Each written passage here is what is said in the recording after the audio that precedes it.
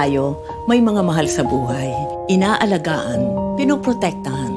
Magulang, asawa, anak, kapatid, kamag-anak. Ibibigay mo sa kanila ang lahat. Tamang alaga, gamot na kailangan. Pero madalas, mahal ang magmahal. Mahal na kasi ang ibang gamot. Di kayang araw-arawin. Kaya huwag mahihiyang magtanong. Dahil para sa RiteMED, di dapat mahal ang magmahal. Para sa lahat, gamot na maaasahan. Di kalidad na, abot kaya pa. Kayang araw-arawin. Kayang panindigan. Kaya ang iba't ibang sakit. Dahil ang RiteMED, para sa lahat.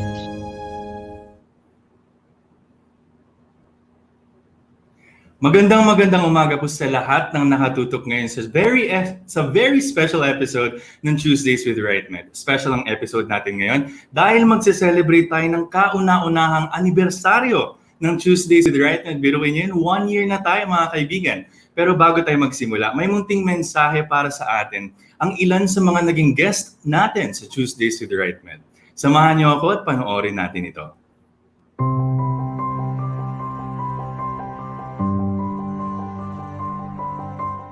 Happy anniversary, Tuesdays with RiteMED. Thank you pala for this opportunity na makapag-share ako ng aking expertise sa ating mga viewers. And sana ituloy natin yung ating pag-support sa kanilang advocacy. Thank you again. Happy anniversary, Tuesdays with RiteMED. Happy anniversary, Tuesdays with RiteMED. I'd like to congratulate you on your successful first year. And I just want to say that I'm very privileged to have been part of your program, which I think has helped a lot of people by educating them and granting them access to information on the most common medical problems, what to do, what to watch out for, when to seek help from a doctor. And I just wish you more fruitful years to come and more power, and God bless. Thank you. Happy anniversary, Tuesdays with RiteMED. Hi, I am Dr. Romeo Lloyd D. Romero. I'm a urologist in the Philippines, and I just want to say happy anniversary, Tuesdays with RiteMED. Thank you for spreading positivity and awareness in regards to the health of the Filipino people. Happy anniversary and more power, Tuesdays with RiteMED. Hi, Tuesdays with RiteMED. Thank you for all that you do for the Filipino patients. Happy anniversary! Happy anniversary, Tuesdays with RiteMED! Happy anniversary, Tuesdays with RiteMED! Hi, ako po si Riza, and I would like to congratulate you on the first anniversary of Tuesdays with RiteMED. Sana maipagpatuloy po ninyo ang inyong advocacy to promote the health and well-being of the Filipino family. Happy first anniversary, Tuesdays with RiteMED! Yes, continue sharing useful and educational topics na sobrang daming nakaka-relate lalo na ngayon na may pandemic. Wishing you more years pa. God bless your program and wishing you more years pa ng marami pang FB Live para mas marami pang netizens ang makapanood ng inyong program. Bye! Yeah, you say bye. Bye! Hello, Tuesdays with RiteMED. Congratulations on your first year anniversary. I hope magpatuloy pa yung programa ninyo kasi marami talaga kayong natutulungan. Hindi lang mga nanay, kundi lahat ng mga tao. Napaka-informative ng inyong program. Congratulations once again. Congratulations sa lahat ng mga bumubuo ng Tuesdays with RiteMED sa inyong first year anniversary. Ito ay nagsimula lamang sa isang pag-uusap kung paano makaka-deliver ng mga tamang kaalaman tungkol sa COVID-19. So makalipas ng isang taon, marami na po kayong mga naidulot na kaalaman hindi lang para sa COVID-19 at naging diverse sa mga topic. So congratulations at maraming salamat. At ako ay naging parte rin itong Tuesdays with RiteMED ng ilang episodes din. So, hangad ko na sana ipagpatuloy niyo to kasi ito ay isang mabisang paraan para makapagdulot ng kaalaman sa ating mga kababayan. Salamat po muli at congratulations! Isang taos-pusong congratulations sa Tuesdays with RiteMED. Parang kahapon lang nung nagsimula tayo magbigay kaalaman sa ating mga kababayan at ngayon ay nakakaisang taon na tayo. Maraming salamat sa lahat ng ating mga naging guests, ng mga doktor, nagbibigay ng mga diskusyon tungkol sa iba't ibang klase ng karamdaman. Maraming salamat sa mga tumatangkilik sa ating programa. Maraming salamat sa Streamlines paghahatid ng programang ito. Naway magtuloy-tuloy ito sa mga susunod na taon pa. Thank you very much and again, congratulations.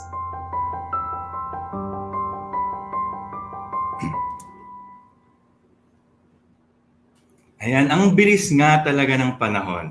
Parang kahapon lang nag-premiere ang first episode ng programang ito at bilang pasasalamat namin sa patuloy na pagsuporta ng ating mga manonood, magbibigay tayo ng 10 free medical consultations handog ng telekonsulta.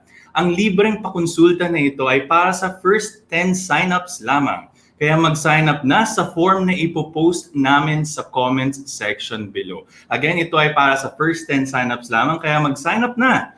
So ipopost nating link sa comments section below. Ayan. So sa episode na ito, dahil nakalipas na ang isang taon, gusto naman nating kamustahin ang ating mga viewers kung kamusta kayo, kamusta ka? Makakasama natin sa ating check-up ngayong umaga ang ating very special guest. Siya ay isang breast cancer survivor at ang National Advisor for the Youth of Mental Health Coalition. Siya rin ay host ng digital series ng CNN Philippines na G-Talks at isa sa mga pinakakilalang mental health advocates sa social media. Siya ay magsasalita tungkol sa mga naging epekto sa isang taon na nasa gitna tayo ng pandemya at kung ano ang tama at healthy coping methods na pwede natin gawin. Ayan, so let's all welcome Dr. Gia Sison. And good morning, Doc, at welcome sa ating programa. It's nice to have you here today. Magandang umaga, Kaiser, and happy anniversary sa RiteMED. Maraming salamat para sa mga platforms na ganito para mas accessible ang healthcare education.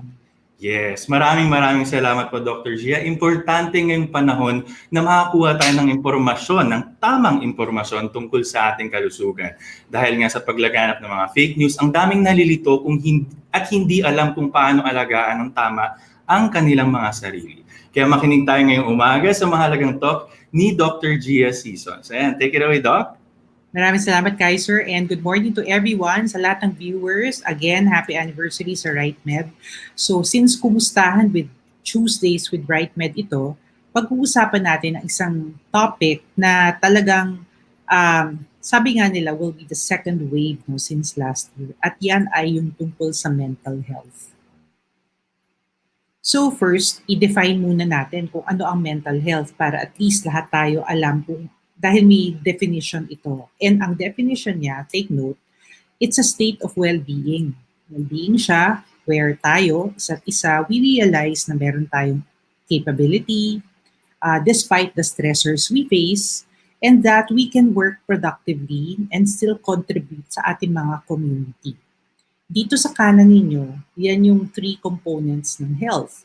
Merong biological component, psychological, at of course, social component. Now, nung nag-hit ang pandemic sa atin, ito yung 5 amongst a lot more issues in terms of ano nga ba yung mga mental health concerns or challenges. So, andyan yung uncertainty. Hindi tayo sure, although it's already good to know that nandiyan na yung bakuna. However, hindi pa rin natin alam dahil nanganganak pa yung variants, no? And some of us have actually lost a loved one or a friend, someone we knew. And lahat tayo nag-a-adjust pa din kung papaano na yung mga buhay natin from now on. And yes, nandun pa rin yung barriers in access of service at very evident yan. No?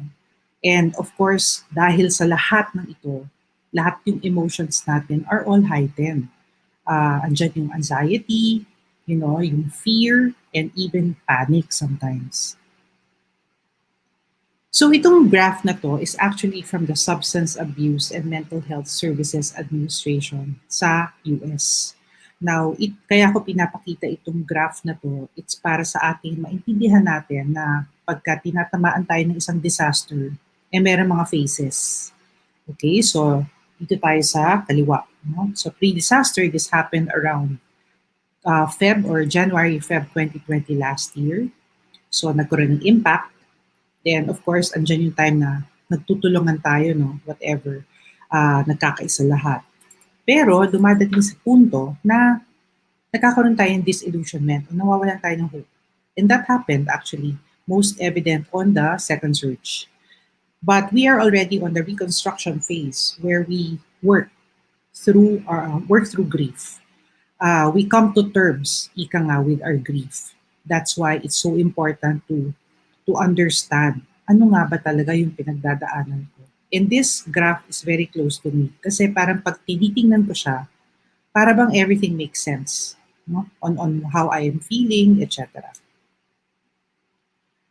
And one of the psychologists, last year pa niya to sinabi ha, grief is something that is communal.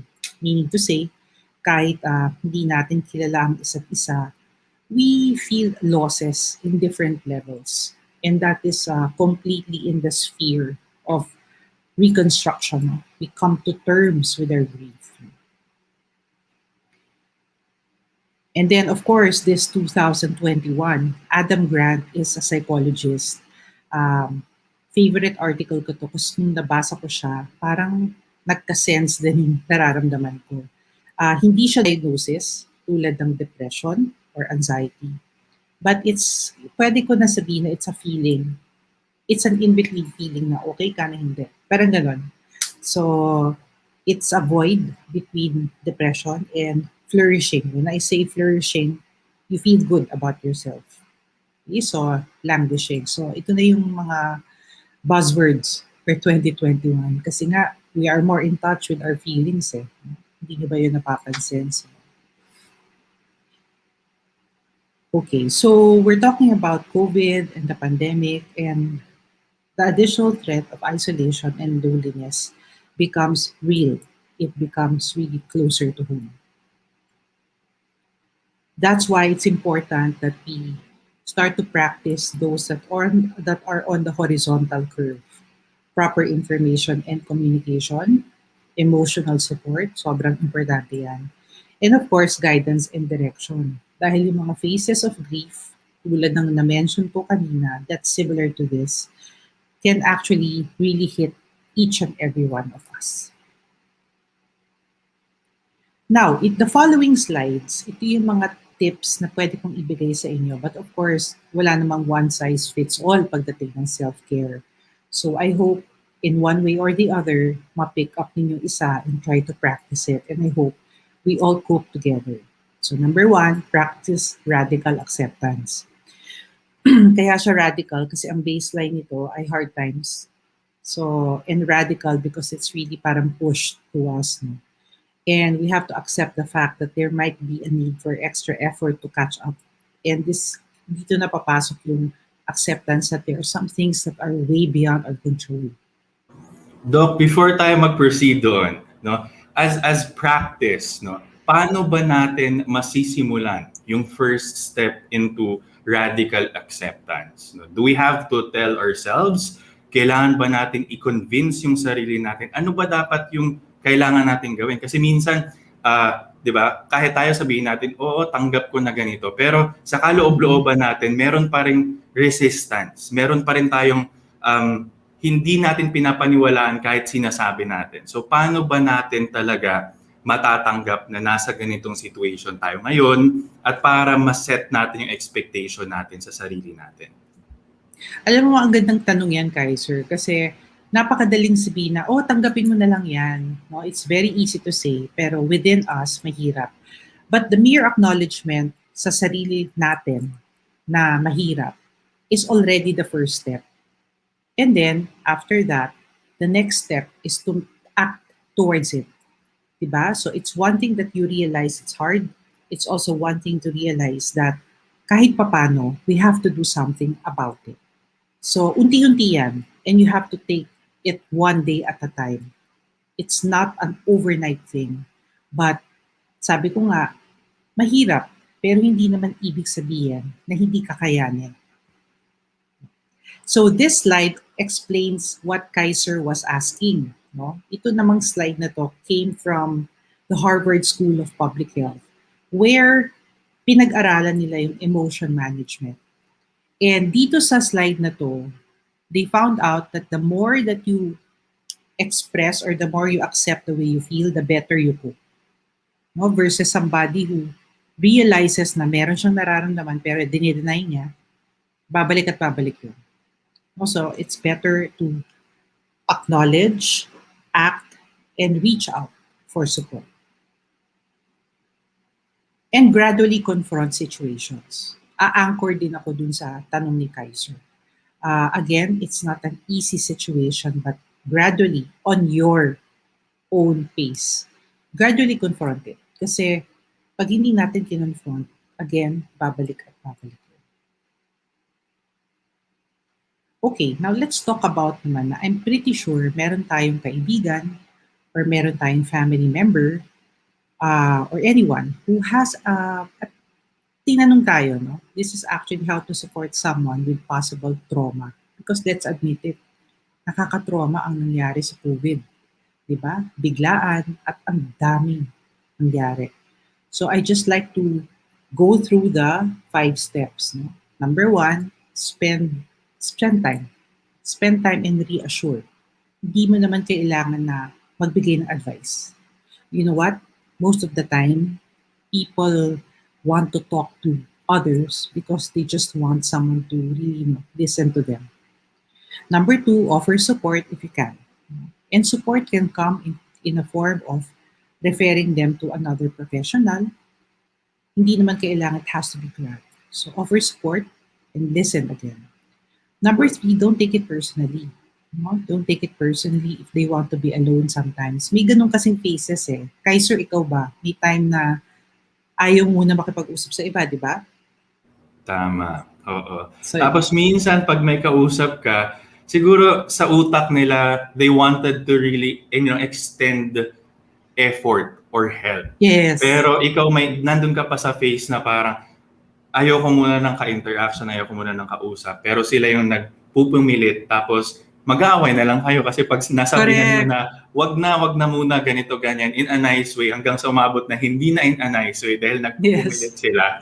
Ayun, nag-away na tuloy kayo, nadagdagan pa yung sarili mong dinaramdam. Yes, tama yan. That's true. So don't take it personally if they want to spend time alone. And then after that, assure them na lang na you're there if they're ready. And then tell them that you're sorry for the event that happened and you also want to understand them. Actually, that statement is very powerful. And lastly, try to spend time again talking about what occurred. But again, you should never force this.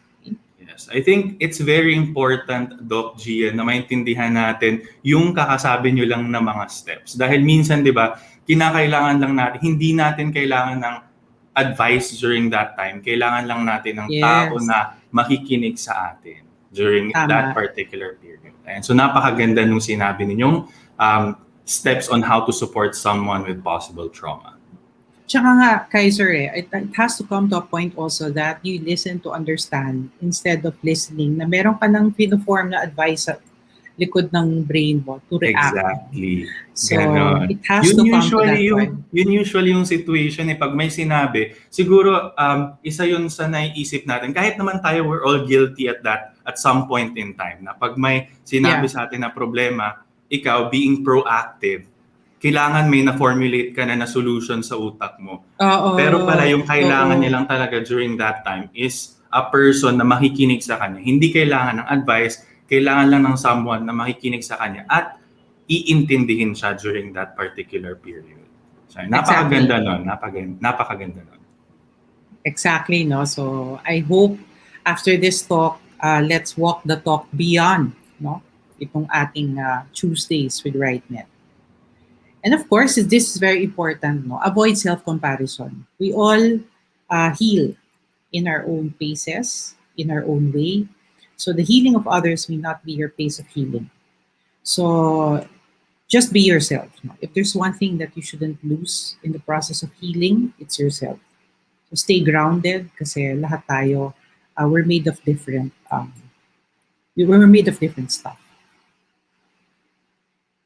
And try to minimize unhelpful thinking. Ang tawag namin dito yung catastrophic thinking.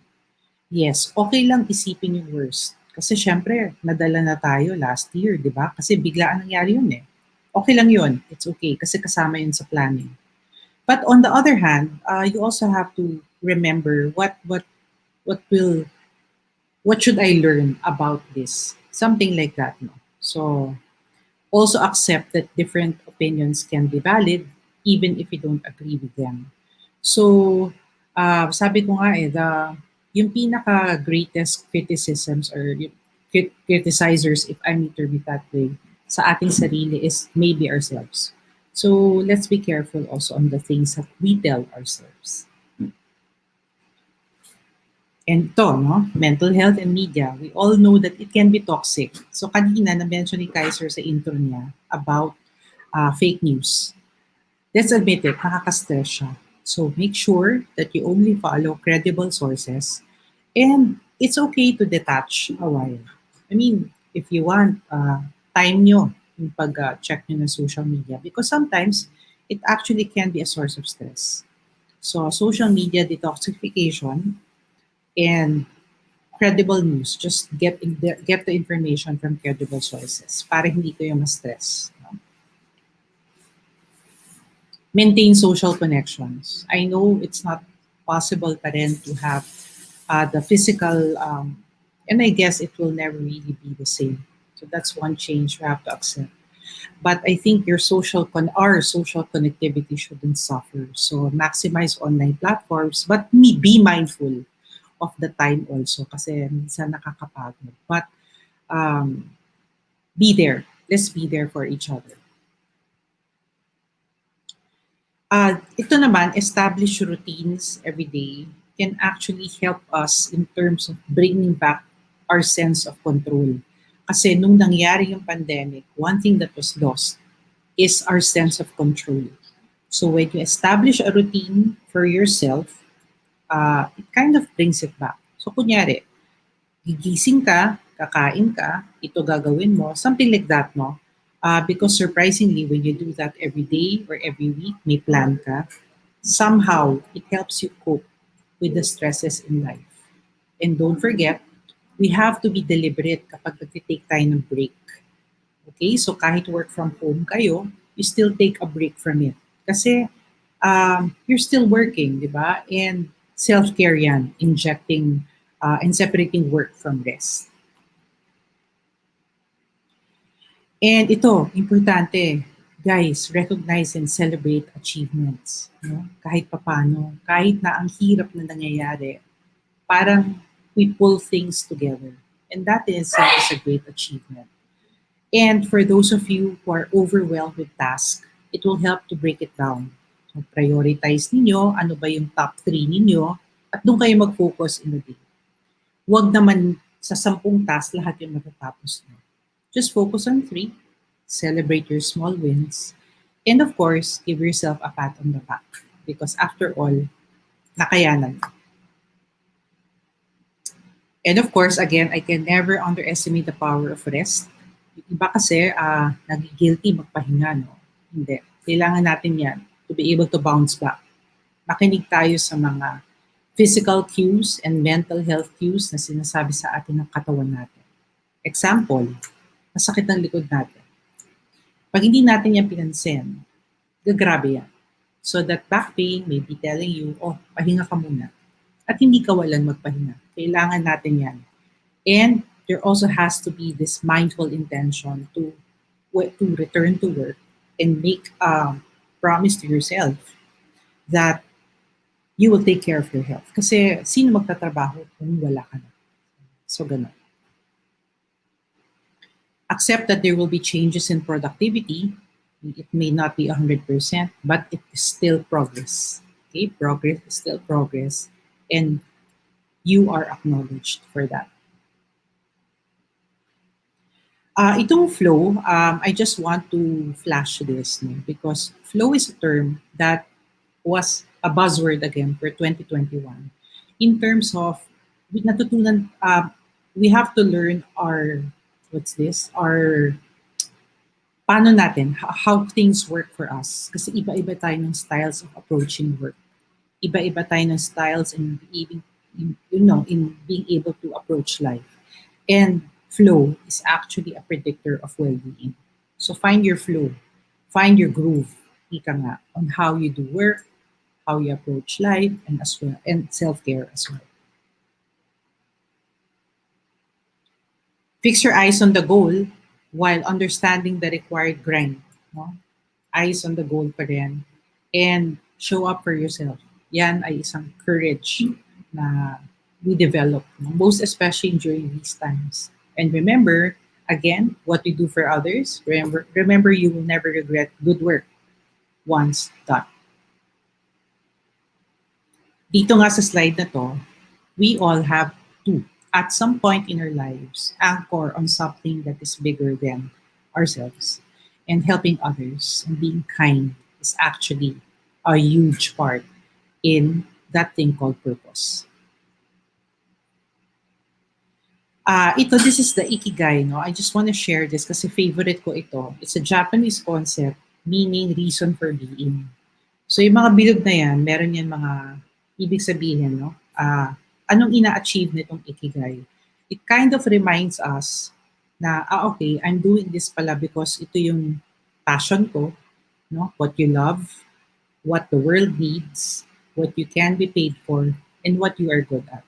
So put them together, that kind of gives you the purpose that you need. And personally, pagka tinitingnan ko to, at nawawala ako, it kind of brings me back to my purpose. So you might want to do this. It's a simple exercise, and that's called the ikigai.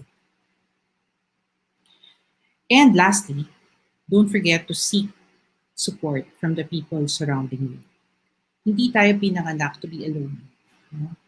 Meron at meron tutulong sa atin at one point in our life. So please don't hesitate to ask support because you'll be surprised on na madaming willing tumulong. Just shout for help. Okay? So I think that ends my slide. So thank you again. Kaiser, thanks so much for giving me this opportunity to be able to talk about mental health. And again, happy anniversary. And so maraming salamat Dr. Gia Sison sa inyong tips at gabay sa ating mga viewers. So mainam na sundin natin ang mga payo ni Doc at alamin ang tamang alaga sa sarili. So yan, bago tayo dumako sa mga katanungan mula sa ating mga manonood, alamin natin mula sa ating ilang loyal viewers kung paano nakatulong sa kanilang buhay ang panonood ng Tuesdays with RiteMED. So let's all watch this.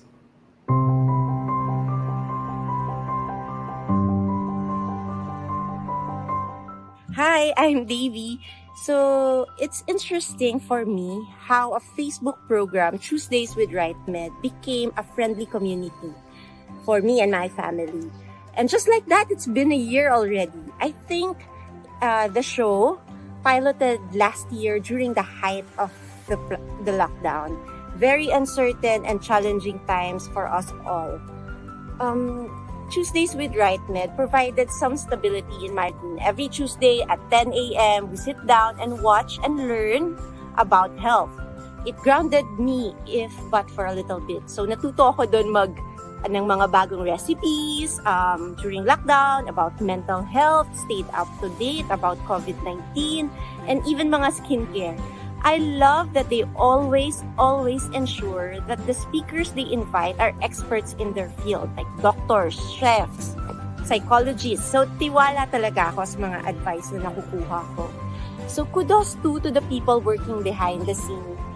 Kasi always well-researched and never want to give to bias or hysteria, or they never sensationalize just for clout. Maraming salamat sa RiteMED sa paggawa nila nitong napakaganda at napaka-timely series na Tuesdays with RiteMED. Sobra talaga siyang nakakatulong, lalo na sa panahon ngayon ng pandemya. Kasi maraming tao na sa tingin ko, hindi lang ako ang sobrang naaapektuhan at nababagabag ang kalooban kung paano ba namin matutugunan itong mga issue sa kalusugan pati sa emotional na pangangailangan. So, salamat RiteMED at meron kayo ganitong programa na nagbabahagi sa mga simpleng taong tulad namin. Ang laking tulong sa akin ng programang ito. At ang favorite ko ay yung tungkol sa 0 to Hero episode 16, kung saan naibahagi ni Chris Lorenzana sa mga viewers yung tungkol sa unleashing our full potential through positivity. Kasi nakaka-depress talaga yung nangyayari sa panahon ngayon, paano natin lalabanan ito, at marami pang ibang magagandang topics gaya ng women's health, depression, sakit sa balat, asthma, how to fight COVID, meron pang men's health. So, bata o matanda, babae o lalaki man, lahat tayo matutulungan ng RiteMED. Salamat sa tamang alaga ng RiteMED.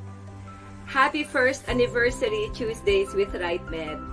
Malaking bagay para sa akin ang Tuesdays with RiteMED at maraming naitulong sa akin ito, lalo na doon sa episode ng vaccination. Nung narinig ko yung paliwanag ng guest doctor about vaccination, doon ako nagkaroon ng confidence na magpapavaccinate din ako. At kasama dyan yung 2 pagkakataon na naging guest ako ng Tuesdays with RiteMED para magbahagi ng kung paano mas magiging mas masaya pa. From zero to hero, unleash your full potential through positivity, and Christmas, the rainbow at the end of the rain. So I thank Tuesdays with RiteMED for the many episodes na talaga namang life-changing, eye-opening, and very enriching. So maraming salamat. Hindi ko maisa-isa yung mga bagay na talagang nakakatuwang panoorin at ulit-uliting pakinggan na episodes ng Tuesdays with RiteMED. Good morning. I'm Eleanor, senior citizen.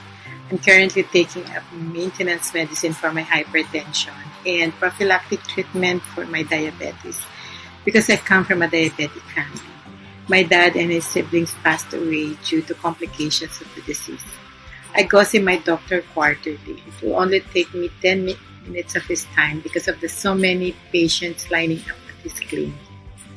The good thing is I was able to watch Tuesdays in RiteMED, where the featured doctor talked about hypertension, diabetes, gallstones, heart disease. I really learned a lot from the doctors. Thank you for that program.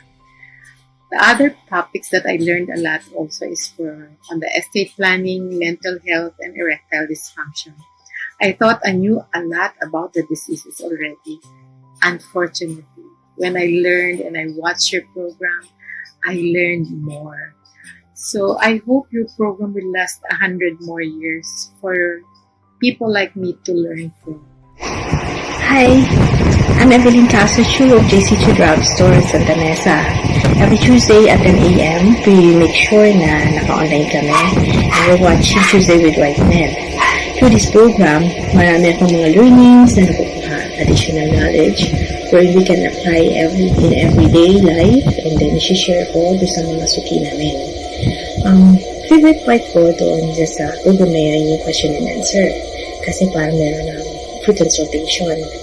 And sana RiteMED magtuloy-tuloy ito kasi napakalaking bagay nito para sa amin bilang isang pharmacist.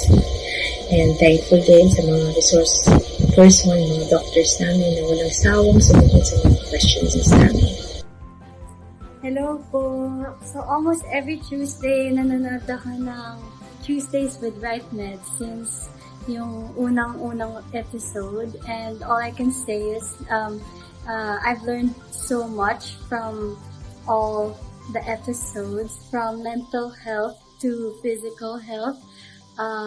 So I'd like to say thank you to Tuesdays with RiteMED for being so educational and informative, and it's super relevant to, everyone, especially right now. Good evening po. Maraming naitulong sa akin ng Tuesdays with RiteMED, kagaya ng heat stroke, stress management, irritable bowel syndrome, wise mom tips, ubang walang tigil, at erectile dysfunction para sa mga kalalakihan. So, good day everyone. I am Hannah. First, I would like to say that happy first anniversary Tuesday with RiteMED. I wish you all the best. And gusto ko rin sabihin how this show really made an impact in my life. Especially that one topic that I really like. I think that's episode number 8, and it's about mental health. This show really teach me about overcoming your depression. And kung paano na ito nabago yung mindset ko na there's nothing wrong with seeking help. And don't be scared. Like, needing additional help doesn't mean you're weak, right?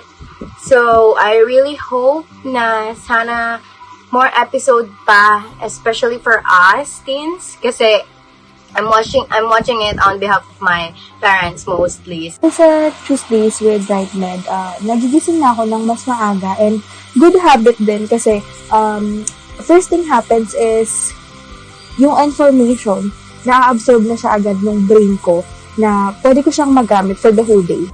Thankful ako sa Tuesdays with RiteMED kasi ever since I started using it, I felt like my life had been easier. It makes me comfortable. I wake up in the morning feeling okay, walang hassle, and that I can do and attain my goals for the day. So, thank you. Magandang umaga po sa inyong lahat. Ako po si Sir Reyno. Dun sa lahat, ako po ay malugod na bumabati ng happy first anniversary sa RiteMED. Tuesdays with RiteMED. Okay? Ako po ay nagpapasalamat sapagkat may ganito pong programa kayo patungkol po sa mga usaping pangkalusugan na talagang nakatutulong po sa mga Pilipino na kagaya ko na tumatangkilik po sa inyong programa. So, para po sa inyong katanungan kung paano nakatulong sa buhay ko ang pagnood o panonood ng Tuesdays with RiteMED, napakalaki po ng tulong ng programa ninyo sapagkat ang mga katanungan ko po ay nasasagot naman po ninyo, lalong-lalo na po ng inyong mga guest na mga at mga batikan po ng mga guest speaker po ninyo sa inyong programa. Ako po ay natutuwa sapagkat ang mga espesyalistang ito ay talagang naipaliliwanag po ng maayos po ang mga kalagayan, ang mga katanungan po tungkol po sa mga karamdaman, tungkol po sa mga nararamdamang kaiba sa katawan. So sana po may pagpatuloy ninyo ang inyong programa at marami pa po kayong matulungan. Congratulations to Tuesdays with RiteMED. Mabuhay kayo sa inyong first year anniversary. Congratulations and happy anniversary. Congratulations and happy anniversary. RiteMED, thank you for being part of our life. Congrats on 1 year. God bless po, sana magpatuloy yung programa niyong ito sa mga susunod pang mga Tuesdays. Thank you so much, Tuesdays with RiteMED. Happy first year anniversary to Tuesdays with RiteMED. Maraming salamat po, RiteMED. Happy first anniversary po sa inyo.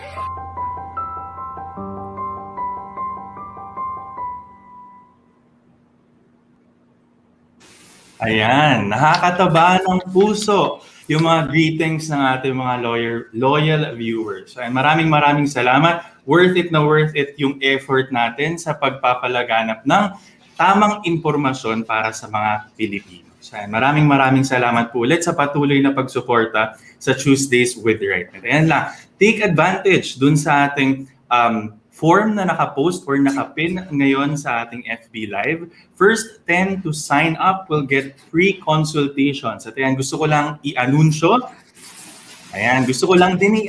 na ang meron na tayong psychiatrist also in the roster of doctors for teleconsulta. So ayan, para sa mga may karamdaman at kailangan ng professional help with regards to their mental health, maaari po kayong mag-sign up at magpakonsulta sa doktor gamit ang telekonsulta. So ayan, maaari na nating tanggapin ang ating mga katanungan ngayon kay Dr. Gia. So ayan, let's begin with the question from... Ayan, napakadami nating question. Hinahanap ko yung gusto kong unang question natin for today. Ito, mula kay Nitz Lobato. Sabi niya, what can I do as a mom to create a safe environment where everyone can express their feelings? So ayan, siguro magandang katanungan to, lalo na, di ba, na lahat sa household natin ay nasa bahay lang mostly sa panahon ngayon. So nag-online school yung mga kids, yung asawa nandito. Paano tayo magka-create ng safe environment na makapag-express ng feelings yung iba't ibang tao sa ating household? You know what, Kaiser? That's a good question. No? Ang tawag dyan is building psychologically safe spaces where freely ka na nakapag-usap about how you feel without being judged. And for Nits, as a mom, ako kasi I'm a believer of leading by example. So I just don't talk about it. I also, do walk the talk. So if you want to create a safe space, you also have to talk about how you feel and show that, you're not scared.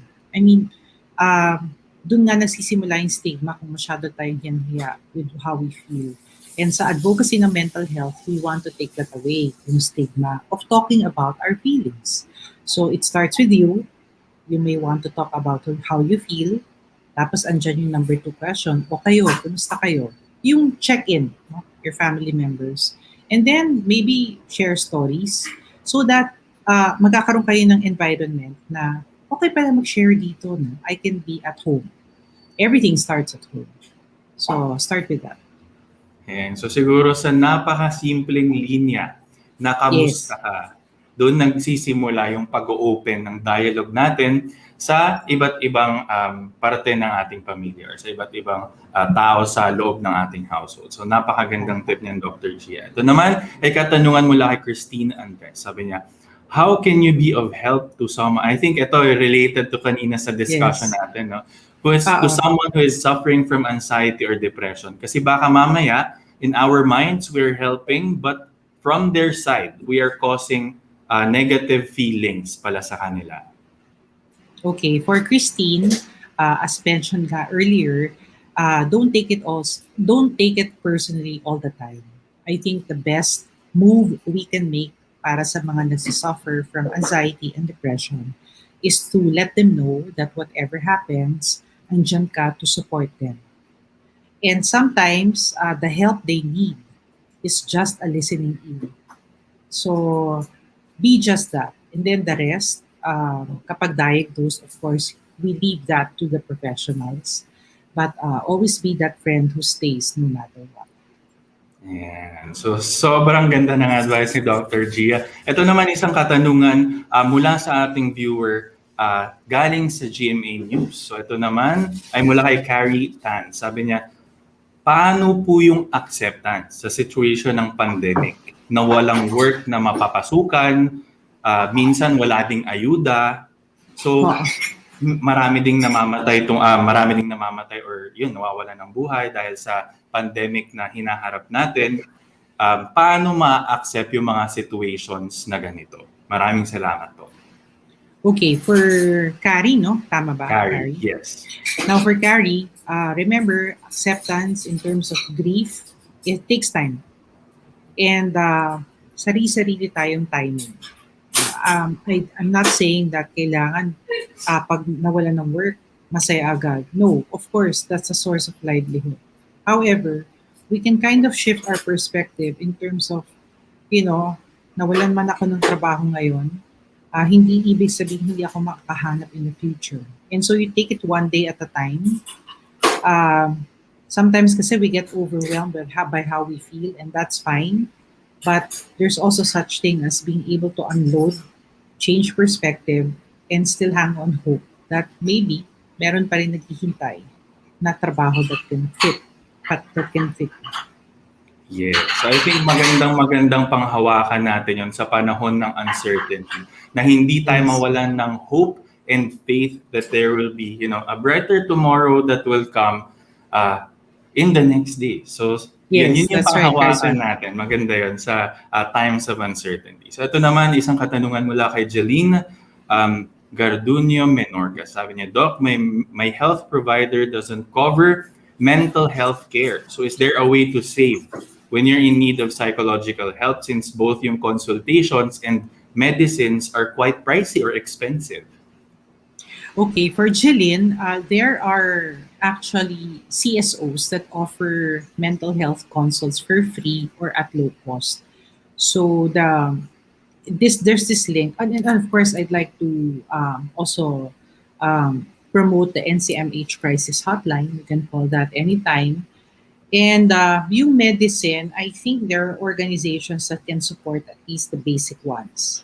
But in this case kasi, kami mga doctors, we always, kasi generic medicines are equally effective eh. I mean, meron mga ganong counterparts. So the link is actually bit.ly/MH services PH. So when you enter that on your browser, lalabas lahat ng CSOs that do free mental health checks. So you might want to check that out. Alright. So maraming salamat. At ayan, wag kalimutan na may RiteMED para dyan. Yep. So ayan. Ito naman ay isang katanungan mula kay Marlene Pailmao. Sabi niya, Doc, after 1 year of being in lockdown, what are the next steps or possible psychological problems that we might encounter? Kasi prolonged na wala tayong other interaction eh. Thank you, Marlene, for your question. Good question yan because, of course, hindi tayo, may time, ito share ko lang. There was a time when I first interacted with physically, pero meron akong fear na pag tumagal, I might acquire the infection. So, yung mga ganong anxiety, they're actually real. But for that to be overcome, we have to at least, practice the health protocols, again, get vaccinated. Possible psychological problems that what we might encounter, of course, nandun yung threat of isolation and loneliness. That's really number one sa nangyayari sa atin ngayon kasi sabi mo nga, napakatagal na. That is why it's very important to maintain your social connections even if you don't physically see each other. So phone call, text, in that way, you are connected pa rin. No? Kasi we're basically social beings. Pero pag ginagawa natin ito, it gives us this connection na, okay, meron pa rin akong kaibigan despite our condition. And in better days, kasi this won't last naman siguro for a lifetime. Look forward to that day that you see each other. Yeah. So maraming salamat. Siguro we'll entertain last 2 questions with the interest of time. So ayan. Ito, Dr. Gia, isang katanungan mula kay Charlene Torres. Doc, what's the best advice to give to someone who is not psychologically doing well in this pandemic because of isolation? Okay, for Shirley, best advice I can give is to know that you're not alone. Keep that in mind. And that there are people who are rooting for you and that things will get better no matter how dark our days are. Yeah. So, and looking forward, ito sa katanungan ni Francis Alcantara, Doc, paano nga ba ulit mag-adjust pagdating ng normal na life, like the life before pandemic? Or dadating ba kaya yung panahong yon? Paano ulit tayo mag-a-adjust? Kasi siguro, di ba, yung nagkaroon ng pandemic, we were all forced to adjust to the current situation. Kung babalik sa normal yung buhay, paano naman kaya tayo mag-cope? Or ano yung mechanisms na pwede natin gawin para makapag-adjust muli? Okay, for Francis, I think a better term would be form your better normal. Kasi it's already our chance to be able to build the relationships that we have to. And that's something that we will never forget. Yung mga na-realize natin yung lockdown, dalhin pa rin natin yung lessons na yun. Ano yung mga lessons na yun? Spending time with friends, family, not giving, work-life, synchronization, nangyayari yan. So, alagaan ng health, diba? It may seem na parang napaka-basic, pero nakalimutan natin yon pre-pandemic. And during the pandemic, we were forced to practice all these and realize. So I think to answer your question, Francis, think of how you want your better normal to be and live your life to the full. Ayan. So maraming salamat, Dr. Gia. Sa pagsagot ninyo ng mga tanong, maraming salamat sa ating mga viewers, of course, every Tuesday sa magagandang tanong na binibigay ninyo sa atin. So, ayan.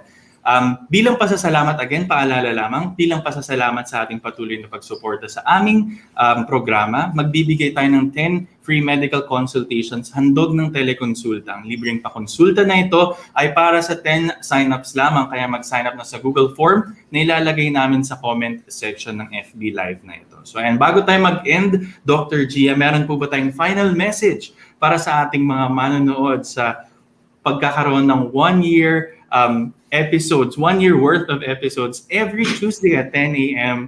ng Tuesdays with RiteMED? Now, first of all, happy first anniversary, Tuesdays with RiteMED. And maraming salamat for all that you do. Laking bagay kasi ito sa mga lahat namin. We wanna have healthcare knowledge, etc. And para sa mga nakikinig, nanonood, panghawakan natin that there will be better days despite how tough times is. I'll leave this with my favorite quote. Tough times don't last, but tough people do. So, yun. Maraming salamat and sana maulit. So, thanks, Kaiser, and thank you for Thank you everyone. And stay safe pa rin tayo. Ayan. Maraming salamat ulit Dr. Gia sa pagsama ninyo sa amin ngayong umaga. So para sa ating mga manonood, huwag kalimutan i-like ang ating official Facebook page ng RiteMED at abangan ang ating weekly episodes para direktang makapagtanong sa ating mga guest speakers or espesyalista for that particular Tuesday. So kung gusto nyo magpa-deliver ng gamot straight to your doorsteps, bisitahin ang Med Access page sa Facebook at magpabili ng gamot. So again, maraming salamat sa suporta ng ating mga loyal viewers dahil kung wala kayo, hindi rin mabubuo ang programang ito. At maraming salamat sa patuloy na pagtangkilik sa pagpapalaganap namin ng tamang impormasyon para sa tamang alaga sa lahat ng Pilipino. So happy first anniversary ulit sa Tuesdays with RiteMED at see you next week at 10 a.m. para sa iba na namang episode with regards to another topic again next Tuesday at 10 a.m. So magandang umaga po sa lahat at maraming salamat.